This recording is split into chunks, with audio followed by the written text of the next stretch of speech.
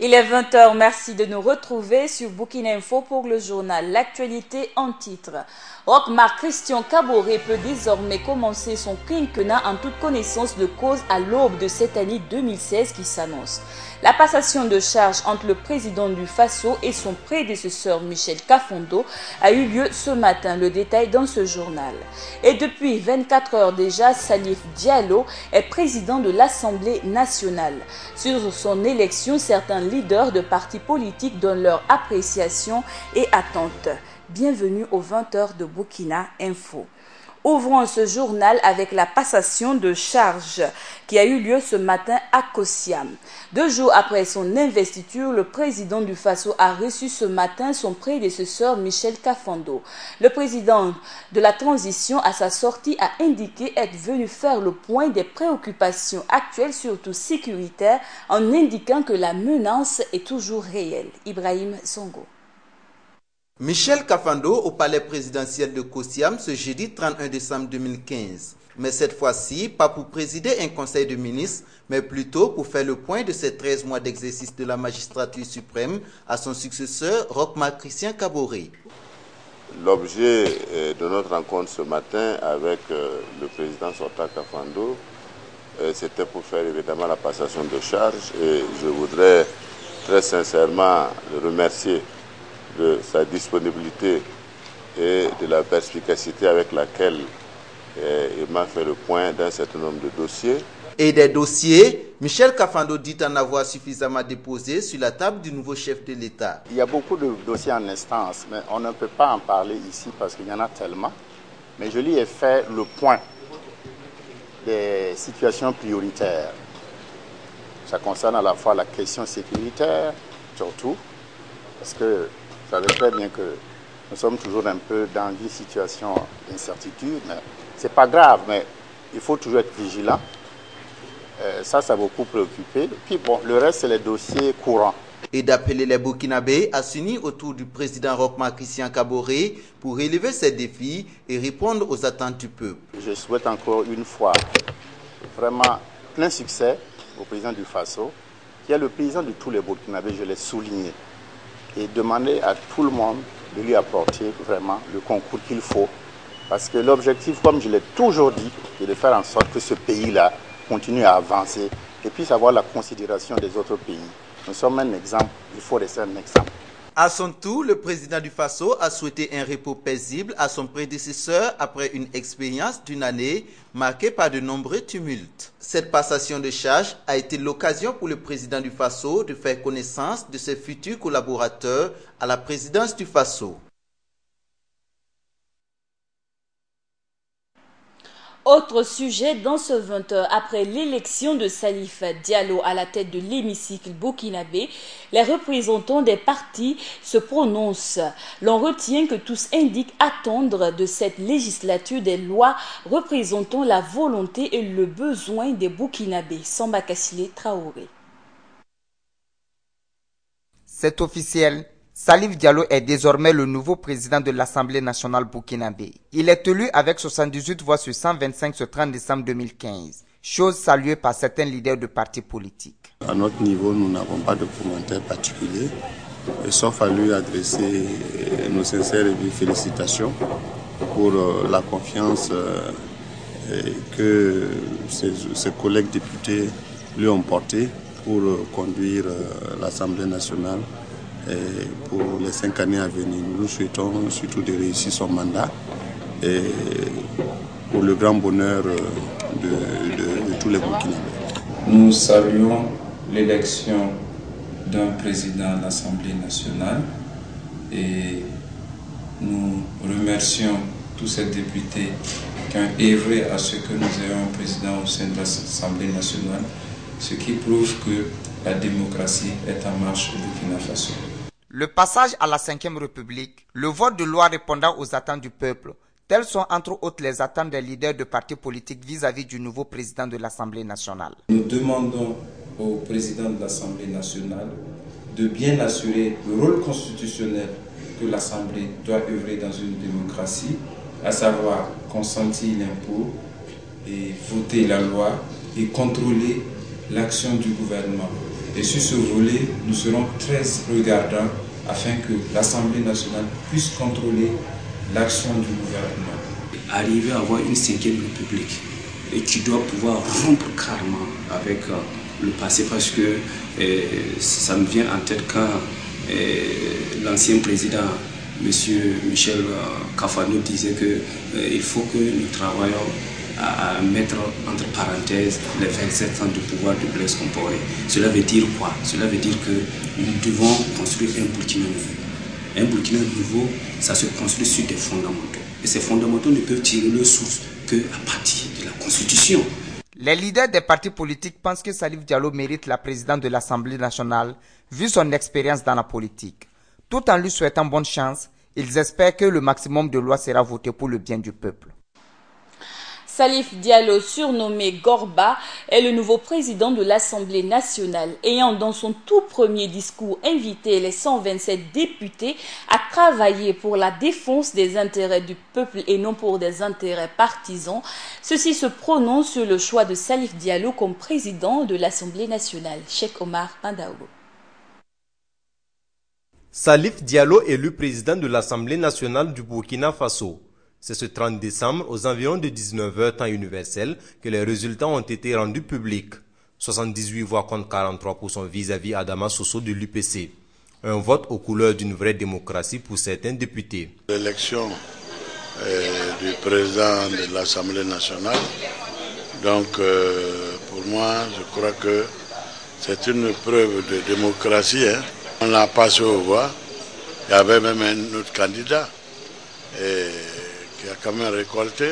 Au-delà de cette démocratie, c'est tout d'abord le charisme et la grande expérience politique de l'homme qui lui aurait été d'un grand apport.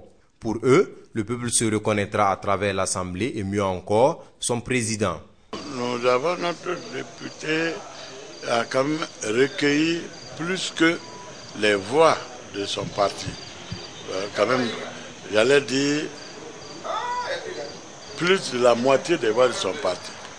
Donc, il y avait 20 voix de plus que ce que son parti pouvait lui offrir. Et je pense que c'est la preuve que notre député, notre président est véritablement quand même un homme du peuple, un homme connu, un homme tous les gens ont confiance en lui. Je pense qu'on a élu un homme d'expérience. Et le président Salif Diallo, qui a une longue expérience politique, et nous pensons donc qu'il sera à la hauteur et qu'il va conduire notre Parlement vers de nouveaux horizons. Appréciation est par ailleurs faite de la vision de Salif Diallo par rapport à l'Assemblée qu'il présidera. Sa première allocution en sa qualité de président de l'Assemblée nationale force l'admiration. Le président de l'Assemblée nationale qui exige, demande aux députés d'être plus collés aux besoins des populations afin de pouvoir non seulement voter les lois qui sont en faveur des populations, mais aussi contrôler l'action gouvernementale.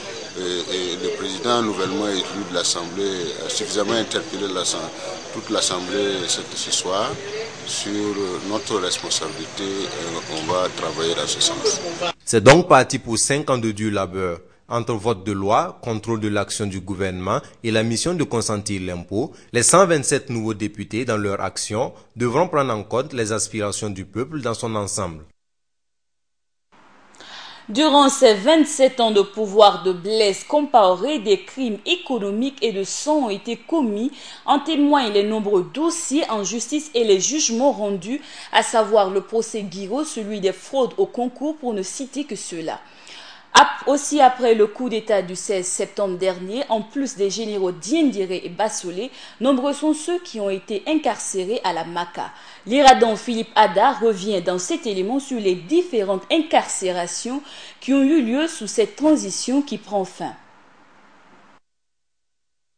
L'année 2015 aurait été une année de grand boulot et pour la justice et pour les forces de l'ordre burkinabais qui ont envoyé derrière les barreaux plusieurs personnalités, non pas les moindres. Dans le courant de la première et deuxième semaine du mois d'avril, un vaste coup de filet a touché une dizaine de dignitaires du régime Compaoré dans les villes de Bobo-Dioulasso et de Ouagadougou. Jérôme Bougouma, ex-ministre de l'administration territoriale et de la sécurité, avait été interpellé le 7 avril pour des faits de malversation présumés dans les attributions de marchés publics et de réquisition de l'hôtel Azalaï les 30 et 31 octobre 2014. L'ex-ministre des Infrastructures, du désenclavement et des Transports, Jean-Bertin Ouédraogo, lui est accusé également de malversation.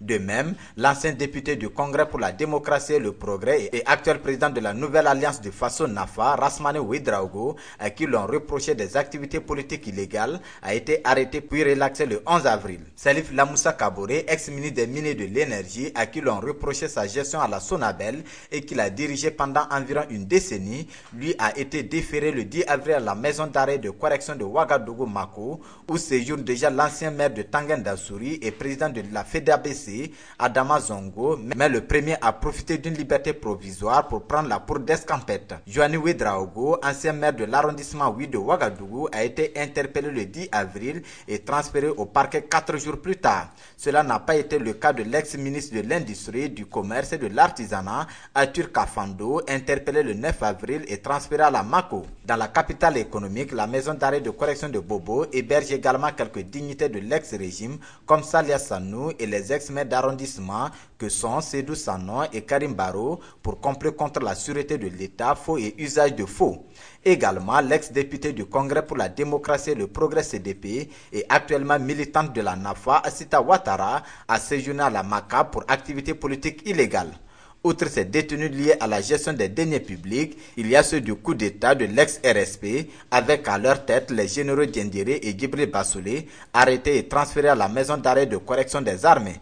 Avec eux, il y a des personnalités civiles et militaires, comme Léonce Koné, Herman Yameogo, Yacouba Ouédraogo, les journalistes Adama Ouédraogo et Caroline Yoda. Au nom des militaires, il y a Sidi Paré, ex-ministre de la Sécurité, le colonel Bourema Kéré et Omer Bationo, pour ne citer que ceux-là qui sont tous accusés d'auteur ou de complicité de meurtre ou de destruction de biens d'autrui. Pour les ministres, c'est devant la haute cour de justice qu'ils comparaîtront et la machine de la justice roulera toujours en vue d'un Burkina plus juste. De cette transition de 13 mois, Bassolma Bazié, président du mois de l'unité d'action syndicale UAS, retient une action mitigée car n'ayant pas pris en compte les aspirations des Burkinabés. Quant aux nouveaux dirigeants, il indique que la restauration de l'État ne se fera pas par la théorie et les mots mais par de véritables actes. Doumadiguel Rodrigue. 48 heures après la fin de la transition au Burkina Faso, Bassolma Bazié, président de l'unité d'action syndicale, donne son appréciation.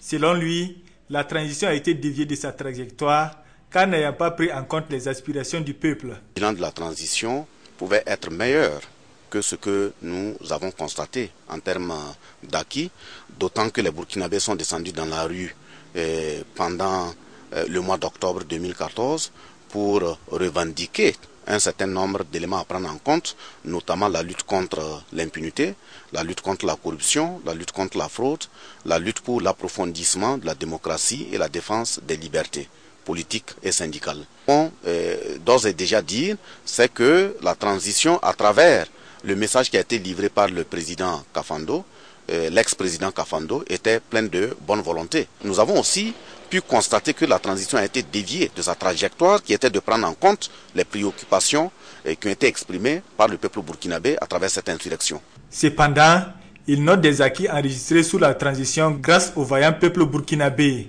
Quand nous prenons au plan politique l'élargissement des libertés, à savoir la dissolution du régime de sécurité présidentielle, le fait que le peuple ait pu faire face au coup d'État et l'amener à un échec, le fait qu'on ait pu procéder à la relecture de la loi 013, qu'on ait pu prendre un certain nombre de lois telles que la loi contre la corruption, etc., nous estimons que ce sont des acquis qui ont été arrachés de haute lutte. Et de ce point de vue, le peuple burkinabé mérite d'être félicité. Il en appelle aux différentes autorités à faire prévaloir l'intérêt supérieur de la nation. Que ce soit au niveau traditionnel, que ce soit au niveau moderne, au niveau des intellectuels, à ce que davantage on mette l'intérêt collectif au-dessus de l'intérêt individuel. À l'endroit de nos autorités qui vont nous diriger pour le temps à venir, c'est un appel également à leur endroit pour qu'il y ait un minimum d'esprit de sacrifice, un minimum de courage, un minimum de patriotisme. Quant à la restauration de l'autorité de l'État, Bassolma Bazié invite les responsables à donner eux-mêmes l'exemple. Les discours imbibés de menaces et allant dans le sens à interpeller les Burkinabés à s'inscrire dans le sens civique, dans le sens de la restauration de l'autorité de l'État. On ne restaure pas l'autorité de l'État par la théorie et les mots. l'autorité de l'État se restaure à travers l'exemplarité qui est donnée par nos dirigeants. Si vous n'êtes pas un exemple, si vous n'êtes pas un modèle, vous pouvez interpeller les citoyens jusqu'à un niveau donné, mais ça sera un mot vain, ça sera un mot à contenu vide. L'ensemble des mouvements syndicaux invitent les autorités à prendre en compte les aspirations profondes de la population pour un Burkina plus démocratique et prospère. Vous le savez, cette année 2015 n'a pas été de tout repos pour les syndicats qui n'ont point marchandé les grèves pour revendiquer de meilleures conditions de vie et de travail.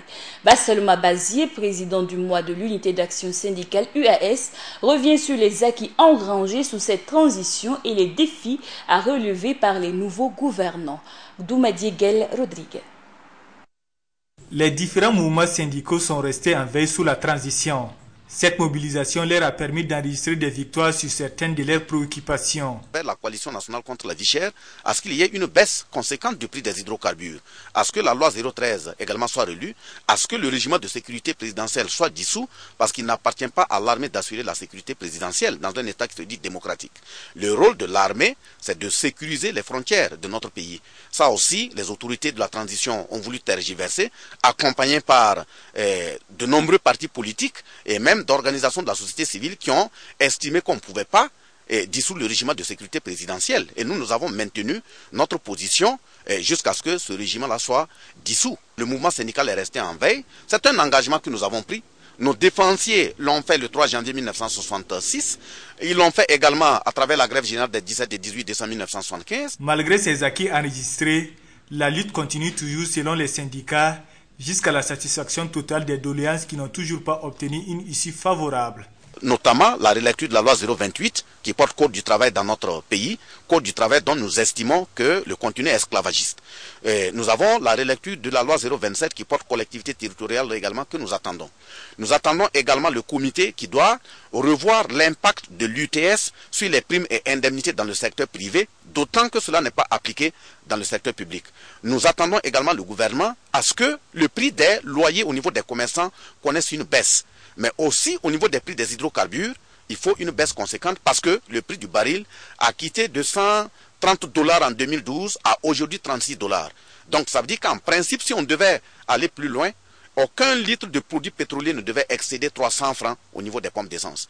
Nous n'avons pas voulu aller jusque-là. Nous avons demandé une baisse conséquente, à savoir de 100 à 150 francs. Nous attendons qu'il y ait d'efforts davantage. Il y a également le système éducatif où le système LMD et la mise en œuvre du continuum ont véritablement dilapidé, clochardisé même la vie des acteurs à ce niveau. Il y a la question de la santé. Les autorités font des communiqués en disant de ne pas s'adonner aux médicaments de rue, mais les populations ne se donnent pas aux médicaments de rue parce qu'elles ont le choix. C'est parce qu'elles n'ont pas le choix. Elles y sont contraintes par le pouvoir d'achat qui est excessivement faible. Les acquis arrachés sous la transition, le président de l'unité d'action syndicale entend les partager avec ses dévanciers. Ainsi, il dit consentir des sacrifices qu'il faut à différents niveaux avec l'ensemble des unités syndicales pour une amélioration des conditions de vie des Burkinabés. Pour rendre réel l'adage boire et manger à satiété pendant les jours de fête, nombreux sont les Ouagalais qui s'activent aux préparatifs du réveillon et de la fête du Nouvel An. Dans les caves, l'ambiance est à qui trouvera le bon filon pour offrir le maximum de caisses de boissons aux clients. Le point avec Ibrahim Songo. Les préparatifs du Nouvel An se déroulent également dans les caves et les dépôts de boissons. Ici, nous sommes dans une cave située à quelques encablures de la gare routière de Ouagadougou. Là, on contrôle les sorties, on fait des livraisons, on range, bref, tout le monde est occupé. Même si l'affluence n'est pas très au point, on ne se plaint pas non plus des recettes. À l'orée de la nouvelle année, bon, c'est trop tôt pour le dire. Actuellement, les gens sont en train, malgré que le temps est un peu difficile, les gens sont en train quand même de faire leur mieux pour approvisionner et que la fête soit belle. Autre lieu, même constat. Là, M. Ouedraogo François et ses employés sont super occupés. On se prépare ici pour une livraison spéciale. Ici aussi, on ne se fait pas trop de soucis, même si l'affluence est pour l'instant morose.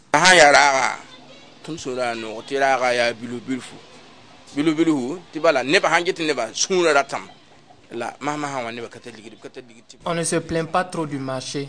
On sent que les gens ont l'engouement pour les boissons, mais ils n'ont pas suffisamment d'argent. Cette année en tout cas, nous aurons plus d'achats que l'année dernière. L'année passée, les gens étaient plus préoccupés par la stabilité du pays qu'aux achats.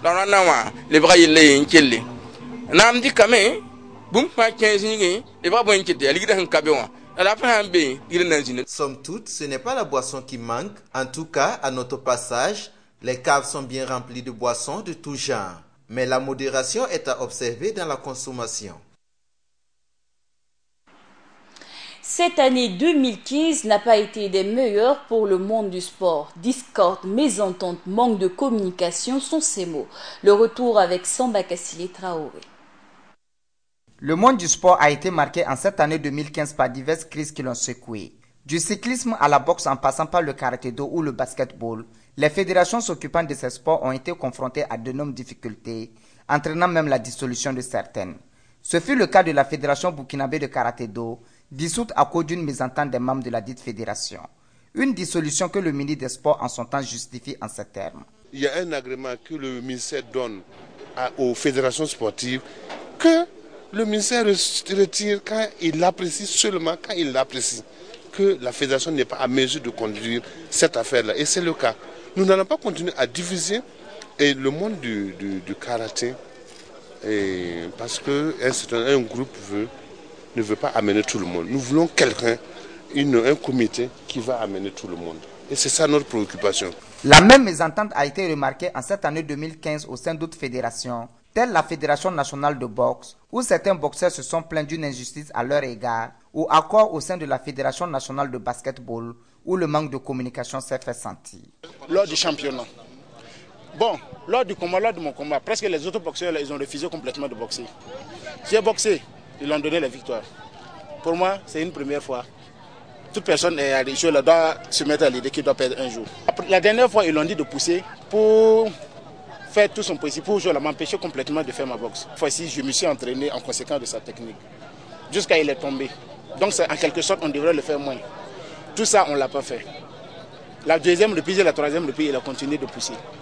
On lui a donné la victoire. Puisque j'ai remarqué que lors des Jeux africains au Congo, ils m'ont fait savoir que c'est parce que moi, je suis indiscipliné que je ne parle pas. Le président de la Ligue me disant qu'il est en campagne, je veux bien. On a demandé à ce qu'il se fasse représenter, il dit que personne ne vient à cette réunion. Donc on a débattu pour trouver une formule qui soit un peu moins chère par rapport à la formule qui était prévue. Par rapport à ça. Donc ils ont arrêté, à mon absence, ils m'ont rendu compte du programme. Je dis ok, qu'à cela ne tienne, on a mis en route le programme. C'est ce programme qu'on a déroulé. Personne n'a dit on n'est pas d'accord. Jusqu'à ce que une semaine avant, 2 semaines avant le senior, j'apprends on n'est pas d'accord, on n'est pas d'accord. Aussi, dans le domaine du football, on se souvient encore de la débâcle des étalons lors des éliminatoires de la CAN 2017 et des préliminaires de la Coupe du Monde 2018. Sur 9 matchs joués, ils ont fait 2 victoires, 2 matchs nuls, 5 défaites, entraînant le départ du sélectionneur. Quoi qu'on dise, l'année 2015 n'aura pas été l'année du sport au Burkina. Fédération internationale de football, Sheikh Salman, un des 5 candidats au poste de président, a lancé sa plateforme de campagne ce jour avec pour proposition phare une séparation de la FIFA en 2 entités, l'une chargée de gérer le foot, l'autre de l'aspect financier du sport. Par ailleurs, Sheikh Salman s'est engagé à ne pas toucher de salaire s'il est élu et à mettre davantage de transparence dans le rapport d'activité annuel. Le ballon rond sera roi le samedi 2 janvier 2016 au stade Joseph Colombo, ex-stade municipal. S'affronteront pour cette 6e journée du championnat national l'USO et l'AS Sonabel. La conférence de presse ainsi que l'intervention des entraîneurs des 2 équipes avec Hassan Akrou. Le derby de la 6e journée du Faso Foot va opposer l'Union sportive de Ouagadougou USO à l'AS Sonabel ce samedi 2 janvier 2016. Un match qui s'annonce difficile pour l'AS Sonabel qui a déjà mal négocié son entrée dans cette saison 2015-2016 en laissant entendre Mokhtar Baro, l'entraîneur de l'AS Sonabel. Je dirais pour un début de saison, on a trop balbutié. on a perdu des points qu'on aurait pu prendre. Alors on s'est compliqué nous-mêmes la tâche. Bien, on se devait de réagir face à COSAF, mais on avait face à nous, c'était les leaders, donc une équipe bien organisée qui joue très bien. Donc le match a été difficile, mais on a su répondre parce qu'on a eu le gain du match. Alors je crois que c'est bon pour le moral.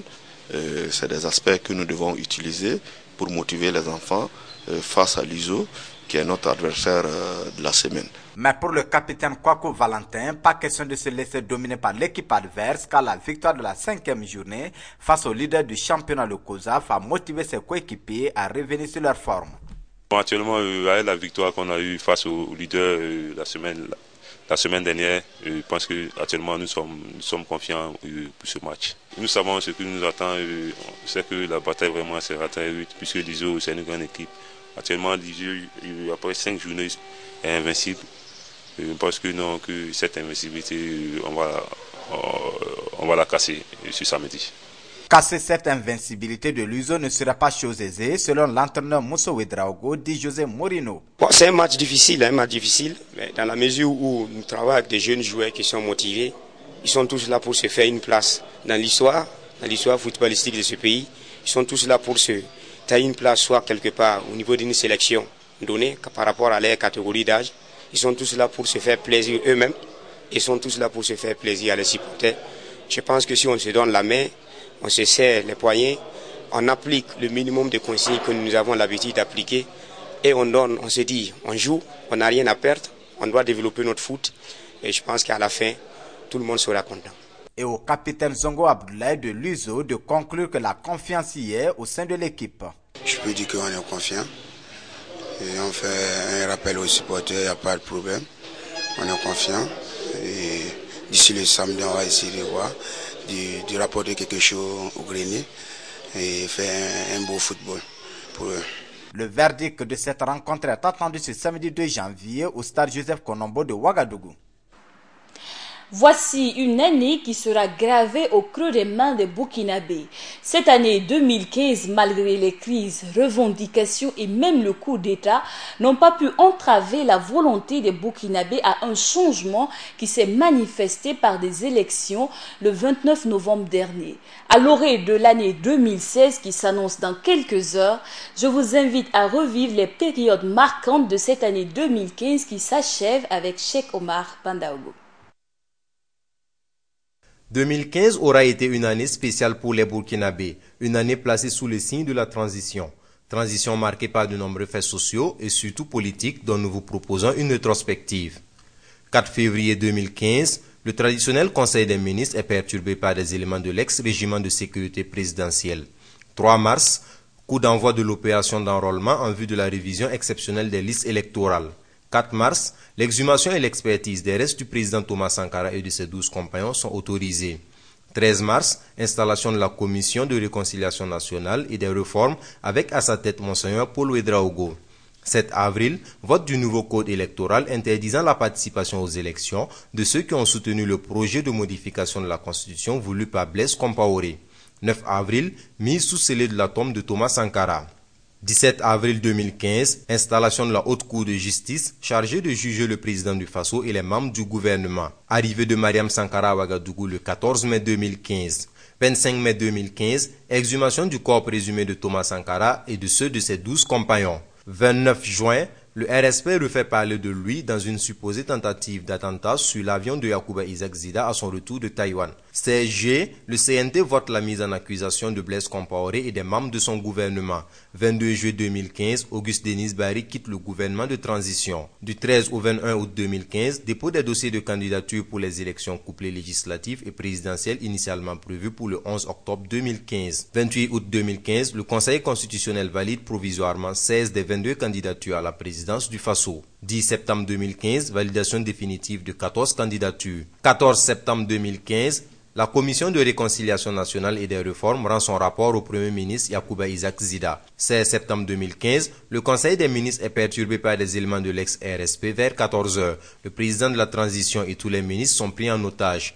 17 septembre 2015, le Conseil national pour la démocratie annonce la prise du pouvoir avec à sa tête le général Gilbert Diendéré. 23 septembre 2015, le général Diendéré annonce la fin du coup d'État et se dit prêt à répondre de ses actes. 25 septembre 2015, début du désarmement de l'ex-RSP et le gouvernement prononce sa dissolution. 29 septembre 2015, arrestation du général Djibril Bassolé et assaut sur le Kanaba Koum 2. Le général Diendéré trouve refuge à l'Annonciature apostolique, l'enclave diplomatique du Vatican au Burkina.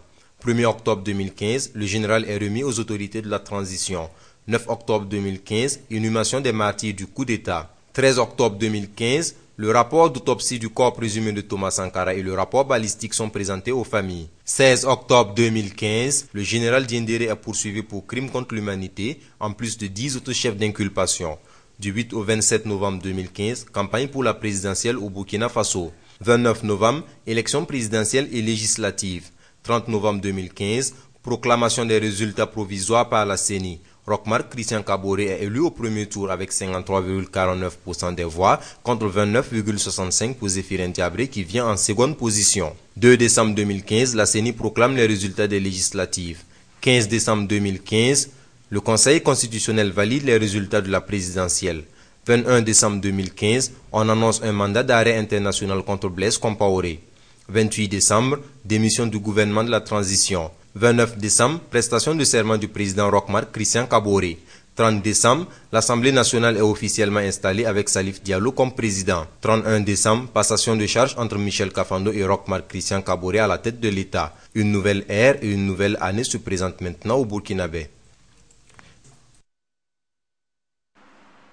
Parlons esclavagisme avec la Mauritanie. La justice mauritanienne a inculpé et écroué pour pratique esclavagiste 2 hommes qui faisaient travailler 2 femmes et leurs enfants à la suite de la création de tribunaux spécialisés dans la répression de l'esclavage, a annoncé aujourd'hui une ONG. En rappel, une nouvelle loi votée par le Parlement le 11 août dernier fait désormais de l'esclavage un crime contre l'humanité et les peines maximales sont de 20 ans de prison ferme assorties d'amende. Le tribunal pénal international pour le Rwanda, créé en 1994 après le génocide rwandais, a clos formellement ses travaux ce 31 décembre. Le jugement de présumés génocidaires ne s'arrête pas pour autant. Le tribunal pénal a transmis plusieurs affaires au mécanisme pour les tribunaux pénaux internationaux qui assureront le suivi des dossiers. En 20 ans de travail, le tribunal pénal international pour le Rwanda a inculpé 93 personnes, dont 61 condamnées et 14 acquittés et 8 toujours en fuite. On peut citer le financier du génocide, l'homme d'affaires Félicien Kabuga. Et c'est avec cette information que prend fin le journal du 20h sur la chaîne Burkina Info. Et à quelques heures de la fête de fin d'année, ni yompale wina korvere wa parba bandore ne yazura.